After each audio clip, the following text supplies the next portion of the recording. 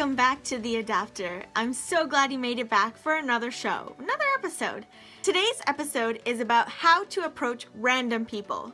I'm not talking about those people who give you creepy vibes, or those people who are really staring you down and probably don't have good intentions. Not those people, but random people you meet and you feel like maybe I should talk to them. Oh, or you're sitting on a train one day and the person behind you is talking about something really interesting and you're like, ooh, I have some input, but you're afraid to talk, or if not afraid, something's holding you back. Today's episode is on how to overcome that and actually try to talk to random people you really want to talk to, but just never do. Mel Robbins has this rule, the 5-second rule. Basically what it means is that if you intend on doing something, you have 5 seconds to turn it into action before your mind kicks in and says, nah, it's okay. You have 5 seconds to actually react and do something about the idea that you have in your mind. Let me give you a scenario. Maybe you're on the bus. If you go to Rutgers, maybe you're on a Rutgers bus, and there are a bunch of random people there. And throughout the day, there are moments and times where you find people who don't have headphones on. If you just go ahead and try to create a conversation with them, or if you could stand or sit near them and try to create a conversation because you're maybe interested in like the shoes that they're wearing, or a coat, or something of that style that they have on, and you're really interested in it, go ahead and ask them and create a conversation. Chances are it'll work for you and not against you. I want to give an example of something that happened to me a few days ago. So I was randomly walking through the streets of Rutgers. I was on Livingston campus, and out of nowhere all these really nice cars roll in, and there's a drone flying above it. So naturally you'd know that there's something going on, that they're probably shooting something, that there's something not normal going on. Not that it's weird or creepy or dangerous, it's just not the norm.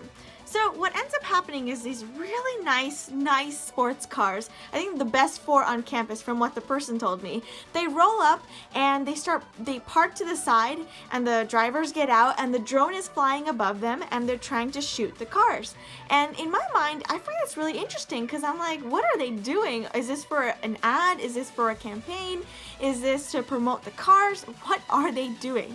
So I see somebody who has the controller in his hand, and I'm asking, and I go up to them and I ask them questions like, hey, what's up? What's going on? And he explains to me how like these are the best 4 cars on campus, and that they're actually just shooting for fun. They're really into videography, so they were just shooting for fun with a drone, trying to get really nice shots. And I went further and I asked him, hey, if I wanted to find this later on, where could I find it? And he goes, hey, Rutgers has a club, Rutgers Cars Club. And that's where you can find it. From that one conversation, I learned that Rutgers had a cars club, but not only that these were the nicest 4 cars on campus, that they did their research and that these 4 were the nicest cars, probably the most expensive as well. It was just something to learn. It was just something I learned that day. I wouldn't have learned it if I just saw it, noticed it, admired it, and just walked away. It would have been a completely different experience. There is no harm in going up to somebody that you would really like to strike a conversation with. The worst that happens is they say, no, I don't want to, or I'm busy, or bye. But that just means you'll get better at those skills. And most likely the people around you don't know who you are. So if you're embarrassed in that one moment, it just stays within that, and it won't actually carry over. You're safe there. The lesson to learn here is you have 5 seconds to put it into action. If you don't put it into action within 5 seconds, as Mel Robbins says in a TED Talk that she did, it will not happen. Kind of like a generator, right? When the lights go out, you have a few seconds before the generator kicks in. It's basically like that.